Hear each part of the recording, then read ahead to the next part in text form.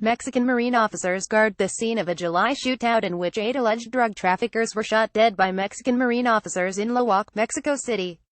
If BGT images just a week into his presidency, Donald Trump raised the specter of using U.S. military might to crush tough hombres, the Mexican drug cartels bedeviling the country in a historic year of gangland murders. "We are willing to help you with that big league. But they have to be knocked out, and you have not done a good job of knocking them out," Trump told Mexican President Enrique Peña Nieto on January 27, according to a transcript published Thursday by The Washington Post. "Listen, I know how tough these guys are. Our military will knock them out like you never thought of. We will work to help you knock them out because your country does not want that," Trump said. But can Trump actually do that? Can Trump send forces to Mexico? It is unlikely the Mexican government would allow small elite units, like Green Berets or Navy SEALs, to battle drug cartels in Mexico, or play an active role in advising and assisting Mexican units, said Peter DeShazo, a visiting professor in the Latin American, Latino and Caribbean Studies program at Dartmouth College. While Colombian units have long trained alongside the U.S. Army's 7th Special Forces Group, for instance, internal Mexican politics would likely prohibit that kind of decision. "This is not a unilateral issue. Organized crime is an international matter and not a Mexican domestic matter," he told the Post. Dispatching U.S. forces in Mexico would require host nation approval, and any military strike must fall within the broad, far-reaching authorization of use of military force powers wielded by the president, though Trump has sought to expand that power to undeclared battlefields like Yemen. Northern Command did not respond to a question asking whether any U.S. forces are in Mexico beyond embassy duty.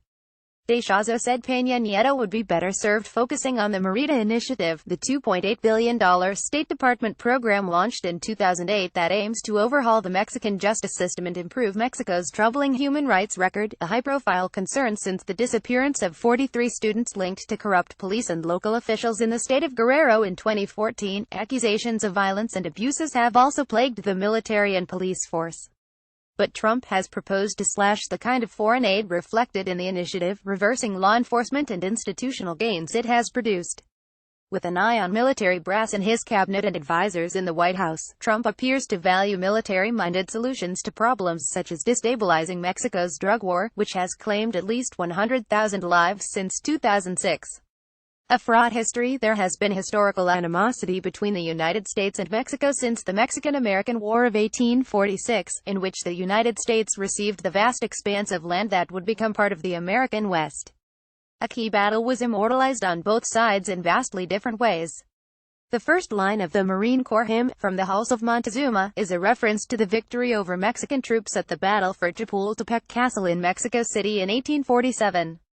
Los Niños Héroes, a group of young cadets who fought to the death, are memorialized as martyrs across the country, taking the names of streets and schools, where children learn the name and myth of Juan Escutia, a cadet who wrapped himself in the garrison's flag and leapt to his death so it would not fall into U.S. hands.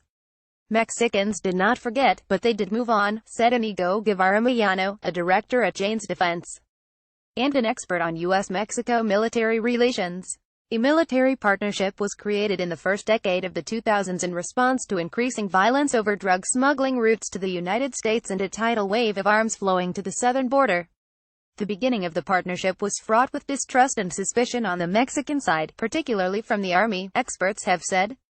But working together on the common problem of drug cartel violence ravaging the border helped create trust among units. Now the countries share intelligence over illicit smuggling networks, Mexican officer liaisons share command space at U.S. installations, and units conduct a growing number of joint training missions and intelligence swapping to combat drug trafficking together, Millano told The Washington Post.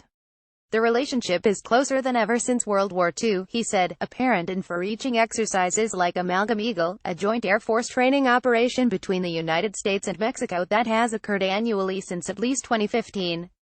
From 2014 to 2016, the two sides have increased joint programs by 20%, from cooperating on drug seizure operations on the seas to U.S. military lawyers instructing their Mexican counterparts over human rights and other legal principles, according to data from U.S. Northern Command, which oversees the partnership.